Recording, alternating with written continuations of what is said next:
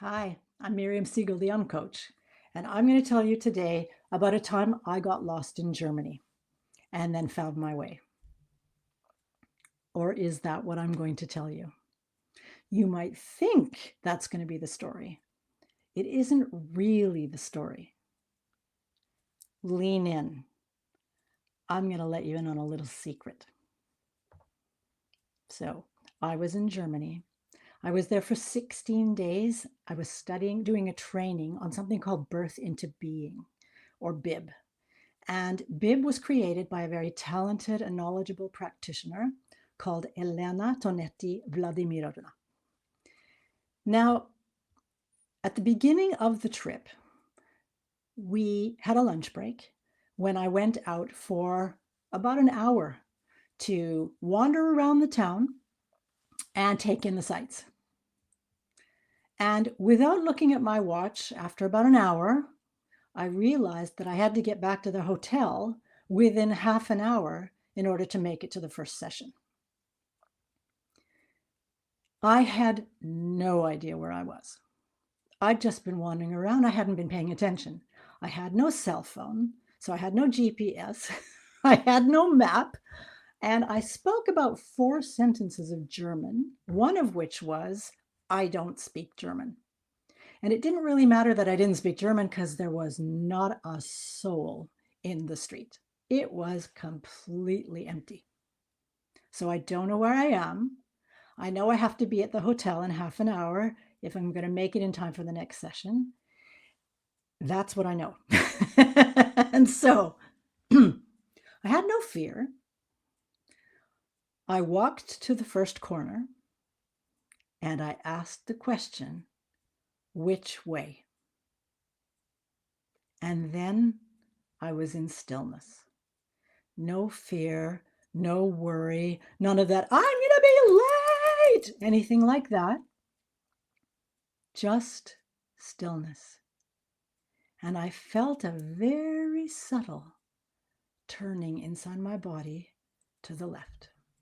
So I turned to the left and walked to the next corner and did exactly the same thing. Which way? And then stillness. And I just repeated that process again and again and again, every corner I came to. Again, no waiting for a response, no expectations, no thoughts, no guesses, no stress, no future, just right now. And the question, which way? So after a while, I didn't check my watch. I noticed a slight rise off to the right and a large building on top of the rise. I didn't recognize the building, and at the same time, I knew that had to be the hotel. I kept doing the process, the steps. So the next corner I asked, which way? I noticed the responses came more quickly. And then as I got closer, I realized, yes, I'm at the hotel and I made it there with 2 minutes to spare. And then I saw why I hadn't recognized the hotel. It was because I'd come up from behind the hotel.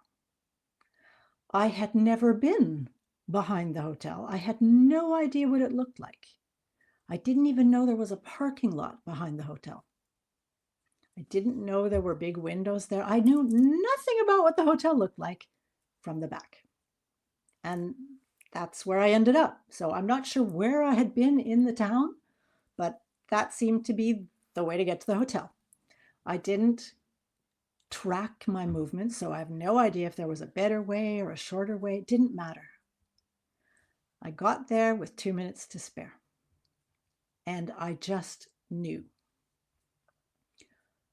Why am I telling you this? Well, let's look at some of the steps. The first one is I knew where I had to be, and I knew when I had to be there. I mean, I didn't know exactly where I had to be because I had no idea where the hotel was from where I was. But I knew I needed to be at that hotel in that time to make that session. 2, I wanted it. There was no waffling. There was no doubt. It was clear. That was what I really wanted. So 3, I knew where I was. Not where I was, but I was right here, right now, and needed to be there, wherever the hotel was, at that time. That was also clear. And again, I had no doubt. I didn't second guess. I didn't overthink. I didn't think that I was smarter. So, sometimes you get that gut instinct to do something or about something. It'll be like, don't go there or go there. And you go, nah, it's okay. Or somebody does something and you go, they didn't really mean to do that. That's not the way they meant it. Or, no, I have a better idea. Or, I know what's right. None of that. It was just the question, the response, and then going in that direction. Simple, clear, no questions.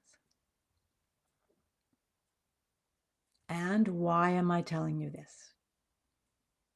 Well, I very often ask the question, what do you really want?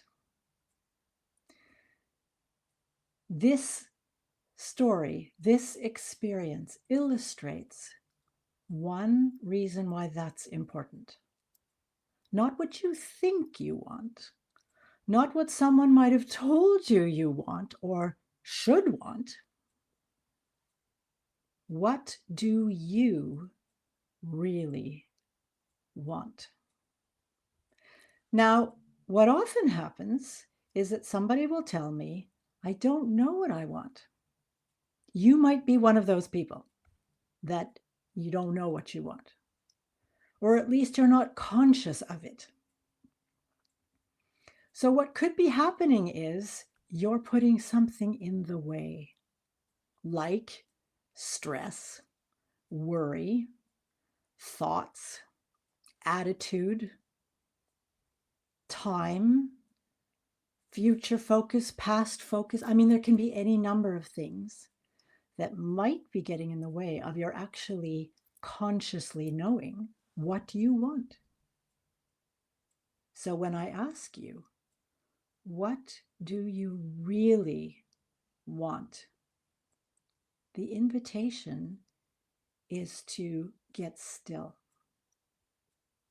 and allow the answer to come, whatever that is, without judgment, without overthinking, without assuming, without avoiding, just allowing, just being still.